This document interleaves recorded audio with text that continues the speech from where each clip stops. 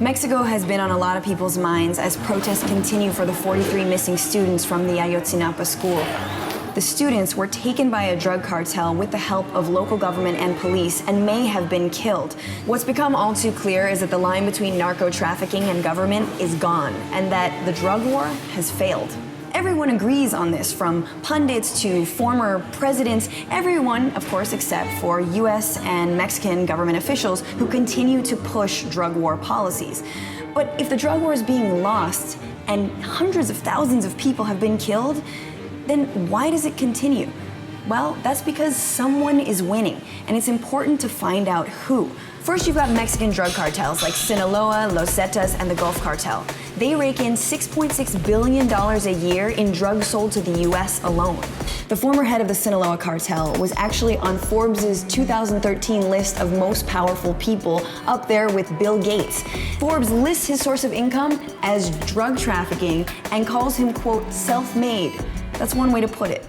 Beyond the cartels themselves, you've got banks. See, if you're a drug kingpin, at some point you've got to launder your money to make it legit.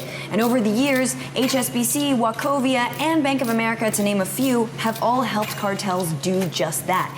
HSBC knowingly turned a blind eye to the Sinaloa cartel that was laundering money through its banks. And yet, it did purposefully widen some of its bank teller windows to accommodate such large amounts of cash. Then Wachovia actually accepted $420 billion from suspect Mexican sources without even bothering to check where it was coming from. For all this and more, no one has spent a day in jail. Then you have weapons dealers. Cartels need weapons, and US manufacturers are delivering. 70% of all weapons recovered by the Mexican police between 2007 and 2011 could be traced back to the US. Drugs going one way, weapons going the other. Other winners of the drug war are police forces and private security contractors. See, there's this thing called the Mérida Initiative, or Plan Mexico, which was signed into law in 2008 by George W. Bush. It's essentially a security agreement between the US and Mexico to fight narco-trafficking. And since 2008, Mexico has received billions of dollars in US police equipment and security deals. People running private prisons also benefit from an endless drug war. In the US, almost half of all federal inmates are in on drug offenses, and increasingly they're being kept in private prisons. And the laws seem designed to feed the system. In Florida, for example, having up to 20 grams of marijuana is a criminal misdemeanor, gets you a $1,000 fine, and could wind you up in jail for a year. It's good business if you run a private prison. The Corrections Corporation of America, for example, made $300 million in profit just last year. Finally, there's big business. Critics of the Mérida Initiative point to Plan Colombia. Under Plan Colombia, the US promised to reduce cocaine production in Colombia by 50% in 6 years. Instead, production went up.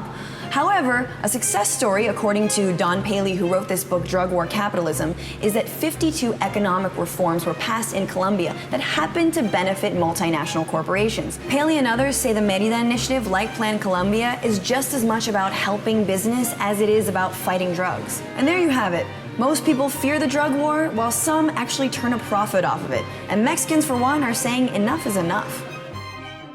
Who are these billion-dollar cartels that are operating in the United States? Local police in the state of Guerrero arrested the students and handed them over to a drug cartel.